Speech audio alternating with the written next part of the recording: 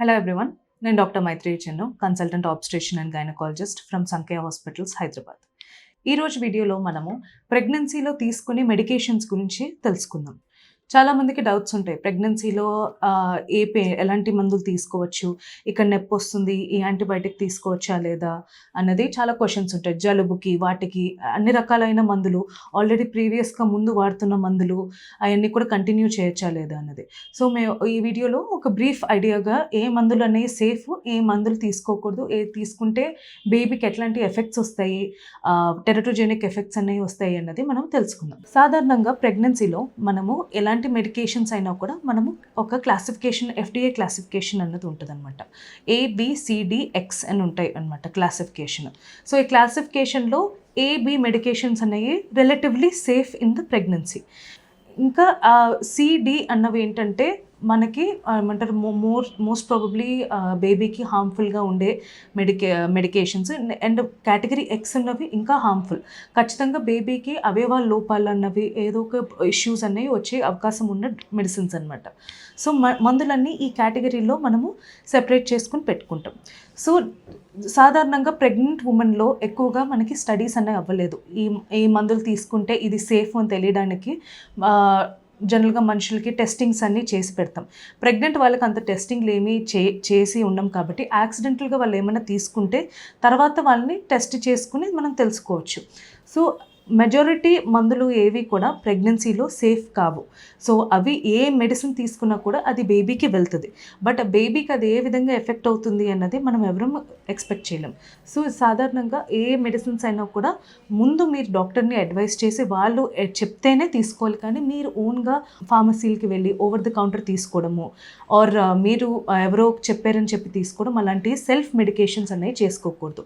Always under supervision అనేవి చేసుకోవాలన్నమాట. So మొదటిగా ఫస్ట్ అందరూ ఎక్కువగా అడిగే క్వశ్చన్ పెయిన్ కిల్లర్స్.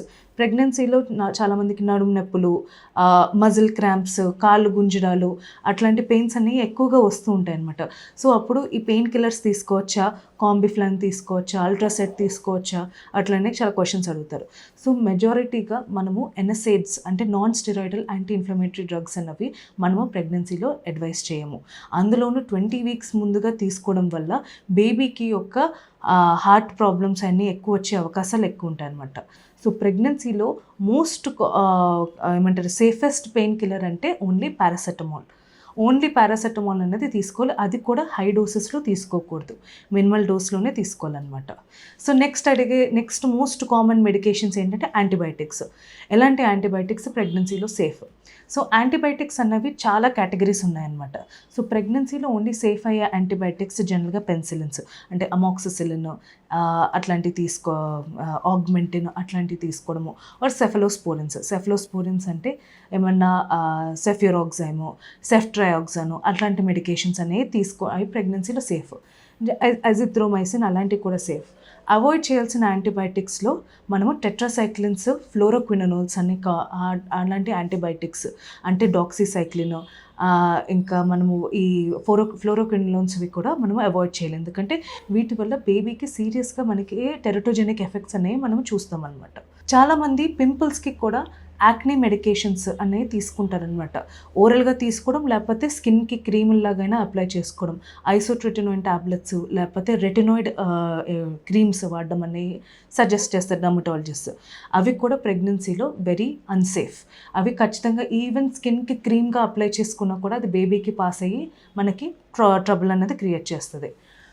చాలామందికి ఈ మధ్యన ముందు నుంచే బీపీ కానీ, డయాబెటీస్ కానీ, ఎపిలెప్సీ ప్రాబ్లం అంటే ఫిట్స్ సమస్యలు కానీ అండ్ దానికి సంబంధించిన మందులు అనేవి తీసుకుంటూ ఉంటారనమాట. సో ఆ మందులు తీసుకోవడం వల్ల మనకి అన్ని మందులు ప్రెగ్నెన్సీలో సేఫ్ కాదు. మనకి బీపీ మెడికేషన్స్లో ఏస్ ఇన్హిబిటర్స్, ARBs అని ఉంటాయి. అవి ప్రెగ్నెన్సీలో తీసుకోకూడదు. అండ్ డయాబెటీస్ మెడికేషన్స్లో కూడా ఓన్లీ ఇన్సులిన్, మెట్ఫార్మిన్ మాత్రమే ప్రెగ్నెన్సీలో సేఫ్. అండ్ ఎపిలెప్సీ మెడికేషన్స్లో కూడా లెవిపిల్ అనేది కొంచెం సేఫ్ మనకి ప్రెగ్నెన్సీలో. సో మరి ఇవి కాకుండా వేరే ఏమైనా మెడికేషన్స్ వాడుతున్నట్టయితే ముందుగా మీరు ప్రెగ్నెన్సీ ప్లాన్ చేస్తున్నప్పుడే డాక్టర్ దగ్గరికి వెళ్ళి మీరు మెడికేషన్ని చేంజ్ చేసుకుని సేఫర్ మెడికేషన్లోకి వెళ్ళాలన్నమాట.